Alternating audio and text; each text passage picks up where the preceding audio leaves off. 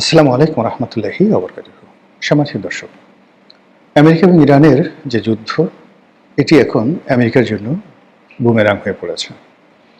পুরো মার্কিন জনমত ডোনাল্ড ট্রাম্পের বিরুদ্ধে চলে গেছে এবং সবাই বলাবলি করার চেষ্টা করছে যে এই যুদ্ধটি কোনো প্রয়োজন ছিল না।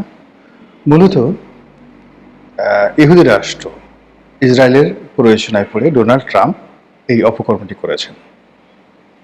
অনেকে বলার চেষ্টা করেছেন যে সৌদি যুবরাজ মোহাম্মদ বিন সালমান তিনি ডোনাল্ড ট্রাম্পকে প্রলুব্ধ করে এই অপকর্মে নামিয়েছেন। অনেকে বলার চেষ্টা করছে যে দেশে যদি যুদ্ধ না বাধত তাহলে এই যে আমেরিকার যে অ্যাপেস্টিন কেলেঙ্কারি, সেই অ্যাপেস্টিন কেলেঙ্কারিতে ডোনাল্ড ট্রাম্পের নাম যেভাবে আসছে, এতে করে প্রেসিডেন্ট হিসেবে তিনি বিব্রত হতেন, তার বিরুদ্ধে অভিশংসনের যাকে বলা হয় প্রস্তাব আসতো। এর কারণ হলো যে অ্যাপেস্টিনের যে বালাখানা বা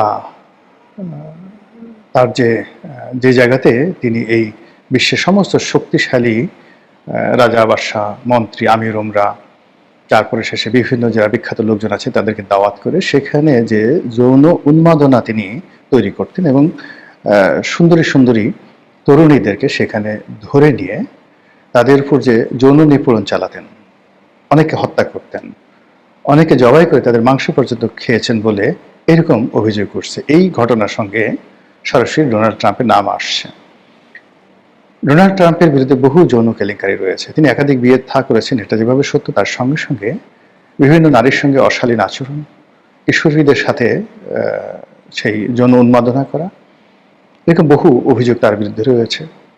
তারপর সেই পতিতালয়ের নাম করা যারা পতিতা রয়েছেন তারা আমেরিকান সোসাইটিতে, তারপরে যে সকল ব্লু ফিল্ম পর্ন স্টার রয়েছেন তাদের সঙ্গে তার যে কুকীর্তি, এরকম বহু কীর্তি রয়েছে। এবং এই সকল কীর্তির জন্য মানে মার্কিন যুক্তরাষ্ট্রের ইতিহাসে এরকম নির্লজ্জ, এরকম বেহায়া, এরকম চরিত্রহীন, এরকম পাগলাটে, এরকম খ্যাপাটে প্রেসিডেন্ট আসেনি। মূলত অবস্থা দৃষ্টি মনে হচ্ছে যে আমেরিকাকে আল্লাহর পক্ষ থেকে একটা শাস্তি দেওয়ার জন্য এরকম একটা বদমাইশ লোক সেখানে রাষ্ট্রপতি পদে আসীন হয়েছেন। আমেরিকার জনগণ বলছে যে অ্যাপস্টিনের যে নারী কেলেঙ্কারি, এটা নিয়ে মার্কিন আদালতে মামলা চলছে এবং সেই মামলায় ডোনাল্ড ট্রাম্পকে যেন হাজিরা দিতে না হয় এই জন্য তিনি এই যুদ্ধটা বাঁধিয়ে দিয়েছেন। হোয়াট এভার মেবি এই বিতর্কগুলো হচ্ছে। দ্বিতীয়ত যেটা হলো যে যুদ্ধে যেভাবে সফলতার কথা বলা হচ্ছিল, যুদ্ধের যে কারণগুলো আমেরিকান গভর্নমেন্ট আমেরিকার সাধারণ জনগণের কাছে প্রচার করছিলেন, সেটি এখন অপাঙ্ক্তে হয়ে গেছে, অবিশ্বস্ত হয়ে গেছে এবং এটা কেউ আর বিশ্বাস করছে না। তো এই অবস্থাতে যেটি হচ্ছে সেটি হলো ডোনাল্ড ট্রাম্প এবং তার যারা লোকজন রয়েছেন তাদের মধ্যে ভারসাম্যহীনতা দেখা দিয়েছে। ডোনাল্ড ট্রাম্পের ঘনিষ্ঠজন যারা রয়েছেন, যুদ্ধমন্ত্রী রয়েছেন, পররাষ্ট্রমন্ত্রী রয়েছেন, মানে প্রতিরক্ষা মন্ত্রী রয়েছেন, পররাষ্ট্রমন্ত্রী রয়েছেন, তাদের যে সকল হোয়াইট হাউসের পেন্টাগনের বড় বড় জেনারেল রয়েছেন, তারা এখন একে অপরের বিরুদ্ধে কথা বলছেন। কথাবার্তাগুলোর মধ্যে কোনো ধারাবাহিকতা লক্ষ্য করা যাচ্ছে না। ফলে কি হলো, এটি ডোনাল্ড ট্রাম্পকে রীতিমতো মানে অস্থির বানিয়ে ফেলছে এবং তিনি অনেকটা পাগলের মতো প্রলাপ বলছেন। তিনি একবার বলছেন যে ইরানে যে ধর্মীয় নেতা নির্ধারণ করা হয়েছে, অর্থাৎ আয়াতুল্লাহ আলী খামেনির মৃত্যুর পর তার ছেলেকে যেভাবে ধর্মীয় নেতা বানানো হয়েছে তিনি সেটা মানেন না। তিনি বলেন যে তার সাথে পরামর্শ করে এরপর ধর্মীয় নেতা নিয়োগ করতে হবে, আদারওয়াইজ এই যুদ্ধ চলতে থাকবে। মানে কি বলবো, পরাজয়ের দ্বার প্রান্তে দাঁড়িয়ে যখন একটা মানুষ এভাবে কথাবার্তা বলে, তার মানসিক যে সুস্থতা এটা নিয়েই প্রশ্ন আসে এবং আমেরিকান জাতির উচিত এই লোকটির মানসিক সুস্থতা পরীক্ষা করা, নাম্বার ওয়ান। নাম্বার টু, তারা যেটা বলার চেষ্টা করছে, যেটা ডোনাল্ড ট্রাম্প বলার চেষ্টা করছে যে এখন ইরান তার পিছিয়ে পিছিয়ে ঘুরছে আলাপ আলোচনার জন্য, তিনি রাজি হচ্ছে না। তিনি বলছেন যে অনেক দেরি হয়ে গেছে। কিন্তু ইরান বা আমেরিকার এমন কোনো গোপন সূত্র, নির্ভরযোগ্য সূত্র কেউ বলতে পারবে না যে ইরানের পক্ষ থেকে এই ধরনের কোনো প্রস্তাব আমেরিকার কাছে গিয়েছে। অধিকাংশ যেটা আমরা জানতে পেরেছি সেটা হলো এই যুদ্ধে মধ্যস্থতা করার জন্য মধ্যপ্রাচ্যে আমেরিকার যে সকল বন্ধু রাষ্ট্র রয়েছে সে সকল বন্ধু রাষ্ট্র প্রাণান্ত চেষ্টা করছেন, রীতিমতো ধর্ণা ধরছেন আমেরিকার মানে ইরানের দরবারে যে এটা নেগোসিয়েশন করা যায় কিনা। কিন্তু ইরান স্পষ্টভাবে বলে দিয়েছে যে এই মুনাফেকের দলের সঙ্গে, এই মুনাফেক জাতির সঙ্গে, এই বেইমানের সঙ্গে, মানে ডোনাল্ড ট্রাম্পের সঙ্গে কোনো অবস্থাতেই নেগোসিয়েশন হবে না। যুদ্ধ চলছে, যুদ্ধের ময়দানে সমস্ত কিছু নির্ধারিত হবে। তো এই যে যা কিছু চলছে এখন আমেরিকাতে, এটি ক্রমশ আমেরিকার অর্থনীতি, আমেরিকার রাজনীতি, আমেরিকার যে সামাজিক বন্ধন এবং সর্বোপরি যারা শাসন ক্ষমতায় রয়েছেন সব কিছুর মধ্যে মারাত্মক অস্থিরতা তৈরি করে ফেলেছে। এখন এই যে অস্থিরতা, সেই অস্থিরতার নমুনাটা আমরা দেখতে পাচ্ছি সেই হোয়াইট হাউসে। এমন কিছু কাণ্ড ঘটছে যেটা আমার জীবনে, মানে ইতিহাস যতটুকু পড়েছি বা জীবদ্দশায় যা কিছু দেখেছি, এইরকম ঘটনা কখনো দেখিনি। আমাদের দেশে কি হয়, আমাদের দেশে দেখবেন যে গ্রামে খুব একটা সুন্দরী মেয়ে, সে পাগল হয়ে যায়। তো পাগল হওয়ার পর আমরা বলি যে একে জিনে ধরেছে, ভূতে ধরেছে। তখন রাজ্যের সব বৌদ্ধ, ওঝা, পীর, ফকির সবাই আসে। আবার এই মেয়েটিকে বেঁধে যারা বড় পীর, বড় ওঝা, তাদের বাড়িতে নিয়ে যাওয়া হয়। তারপর সেখানে সব অদ্ভুত কাণ্ড ঘটে। তেঁতুল গাছের ডাল দিয়ে তাকে পিটানো হয়, তারপরে শেষে ধূপ জ্বালিয়ানো হয়, এরপরে বেদ দিয়ে তাকে মারা হয়, বিভিন্ন মন্ত্র উচ্চারণ করা হয়, দোয়া দরুদ পাঠ করা হয়, মেয়েটাকে বসিয়ে রেখে তার সামনে নৃত্য গীত করা হয়। নানা রকম ঘটনা, ভূত তাড়ানোর জন্য, জিন তাড়ানোর জন্য এই ধরনের ঘটনা আমাদের পল্লী বাংলায় ঘটে। প্রাচীন ভারতে যেটি হতো, অশ্বমেধ যজ্ঞ, অর্থাৎ যখন কোনো একটা যুদ্ধে যাওয়ার প্রয়োজন হতো এবং প্রতিপক্ষ খুব শক্তিশালী হতো, রাজা নিশ্চিত ছিলেন না যে তার এই যুদ্ধে জয়লাভ করা তার পক্ষে সম্ভব কিনা, তখন তারা করতেন কি, অশ্বমেধ যজ্ঞ নামক একটি বিশেষ ধরনের পুজো করতেন। সেই পুজো করার পরে ব্রাহ্মণরা ধ্যান করে বলে দিতেন যে রাজা এই যুদ্ধে জয়লাভ করবে, তখন রাজা যেতেন। আর যদি বলতেন যে জয়লাভ করবে না, তখন রাজা সেখানে যুদ্ধ করতে যেতেন না। এটা হল অশ্বমেধ যজ্ঞ। আমাদের দেশেও মানে মুসলমানদের মধ্যে টিল নাও এখন যখন আপনি কোনো বিপদে পড়বেন, সিদ্ধান্তহীনতায় পড়বেন, to be or not to be, এরকম একটা ঘটনা ঘটবে, তখন ইস্তেখারা, এই ইস্তেখারা নামাজ পড়ার বিধান বেশ প্রচলিত।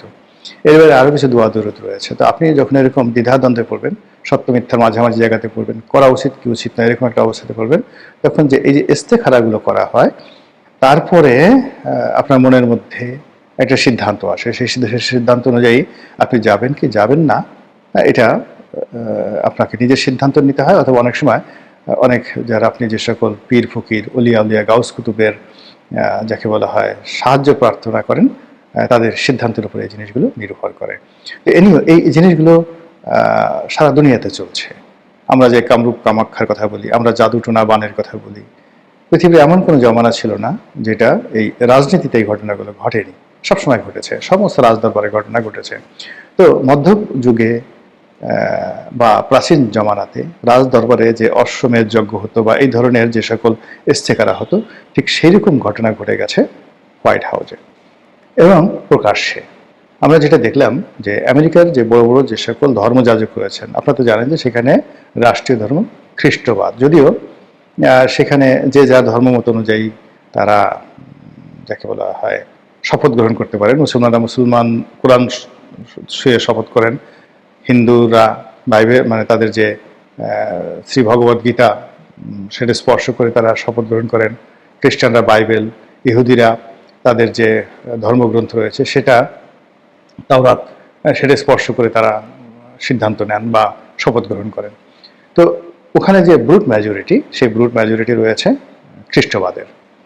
তো সেই খ্রিস্টবাদের যত সব পীর আউলিয়া রয়েছে, এখন ওদের পীর আউলিয়া তো আমাদের মতো দাড়িওয়ালা নয়, বা ওদের পীর আউলিয়াগুলো আমাদের মতো জুব্বা টুব্বা পরে না, ওরা এই ডোনাল্ড ট্রাম্পের মতো প্যান্ট শার্ট পরে, এবং ওদের মধ্যে অনেক নারী যারা পীর রয়েছে, খ্রিস্টান পীর রয়েছে আমেরিকাতে, তারা হয়তো দেখা গেল যে সেই মেডিলিন ব্রাইটের মতো বা হিলারি ক্লিন্টনের মতোই পোশাক আশাক পরেন, বা কন্ডোলিসা রাইসের মতো পোশাক আশাক পরেন। তো এইরকম অনেকগুলো ছবিতে যেটা দেখলাম, না হলে 50 জনের মতো বিভিন্ন খ্রিস্টান ধর্মের পীর মাশায়েখদেরকে ডেকে এনে ওখানে বিশেষ দোয়া দরুদের ব্যবস্থা করা হয়েছে, ইবাদত বন্দিগির ব্যবস্থা করা হয়েছে, এবং তারা সবাই দোয়া পড়ে ফু দিচ্ছে, ঝাড় দিচ্ছে, ঝাড়ফুঁক করছে, ডোনাল্ড ট্রাম্পের মাথায় হাত বুলিয়ে দিচ্ছে।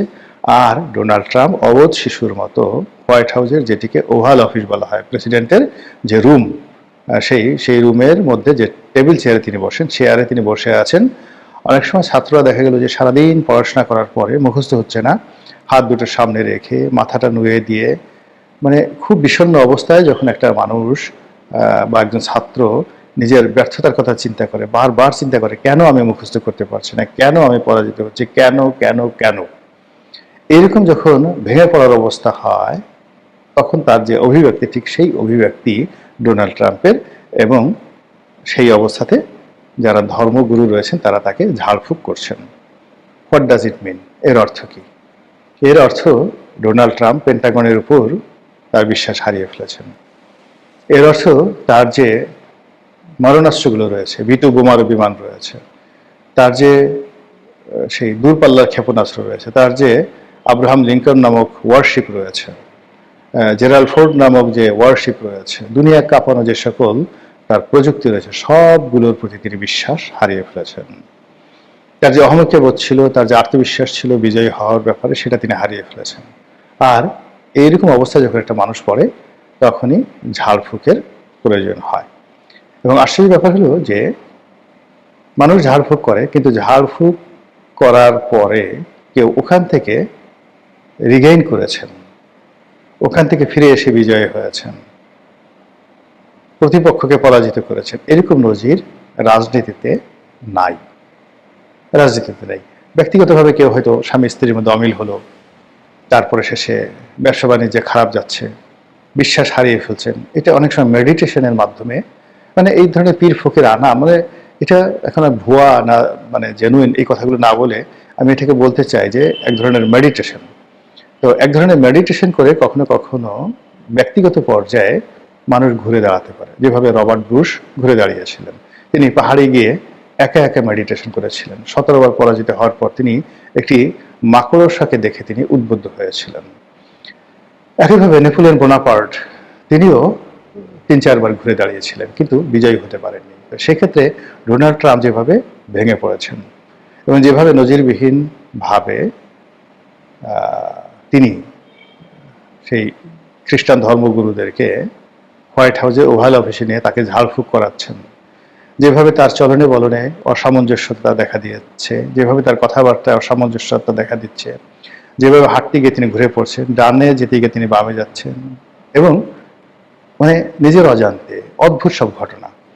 তিনি এতটা সাইকোপ্যাথ হয়ে পড়েছেন, যেটা আমি দেখলাম যে তিনি একটি ওভাল অফিসে বৈঠক করছিলেন প্রেসিডেন্টের সুরক্ষিত প্রাসাদে, হোয়াইট হাউসে, এবং মিটিংয়ের মধ্যে অল অন এ সাডেন সম্ভবত জানালার বাইরে কোনো শব্দ হয়েছে, হালকা কোনো শব্দ, সেটা কোনো পাখি করতে পারে, কোনো বানর করতে পারে, বা ছোট্ট গাছ থেকে কোনো ফল পড়তে পারে, এনিথিং। কিন্তু তার কাছে মনে হয়েছে ইরান বোধহয় ক্ষেপণাস্ত্র নিক্ষেপ করেছে। ফলে তিনি তড়ি ঘড়ি করে বৈঠক থেকে উঠে একটা দৌড় দিয়ে তিনি জানালার দিকে চলে গেছেন। এই দৃশ্য আবার এখন ভাইরাল হয়ে গেছে। তো এরকম মানসিক বিকারগ্রস্ত হয়ে পড়া আমেরিকার প্রেসিডেন্টের জন্য মূলত আমেরিকার পরাজয় অনিবার্য করে তুলবে। অন্যদিকে ইরানের বিজয় এটাকে সম্ভব করে তুলবে। আসমানের মালিক আল্লাহ, তিনি ভালো জানেন। এই জমিনের ফয়সালাকারী তিনি। আমরা সবাই তার বান্দা, সবাই তার চাকর, তার হুকুমের বাইরে আমাদের কারো সাধ্য নেই। আমরা পাপী, আমরা তাপী, আমি নিজেও পাপী। আমাদের অনেক ভুল হয়, ভুল এবং ভ্রান্তির কারণে দেশের ভিতরে, পরিবারে, ঘর সংসারে, সমাজে, মন মস্তিষ্কে, শরীরে নানা রকম অশান্তি তৈরি হয়। আজকের এই দুনিয়াতে যে অশান্তি হচ্ছে, এগুলো সবই আমার, আপনার, এই পৃথিবীবাসী 2 হাতের কুকর্মের ফল। আল্লাহর কাছে ক্ষমা চাই, মাপ চাই, দয়া চাই আল্লাহ এই যুদ্ধ থেকে পৃথিবীকে বাঁচান, এই যুদ্ধের ভয়াবহ পরিণতি থেকে বাংলাদেশকে বাঁচান। আর আমি এবং আমার এই যারা সম্মানিত দর্শক এই অনুষ্ঠান দেখছেন, আল্লাহ আপনি আপনার আপন রহমতের চাদর দ্বারা আমাদেরকে আচ্ছাদিত করে রাখেন, বরকত দ্বারা আমাদেরকে পূর্ণতা দান করেন। এই পবিত্র মাহে রমজান আমাদের হৃদয়ে প্রশান্তি দান করুন, আমাদেরকে গুনাহমুক্ত করুন, আর ইরানি জনগণকে রক্ষা করুন, ইরানকে রক্ষা করুন, মুসলমানদের রক্ষা করুন। আসসালামু আলাইকুম ওয়া রাহমাতুল্লাহি ওয়া বারাকাতুহু।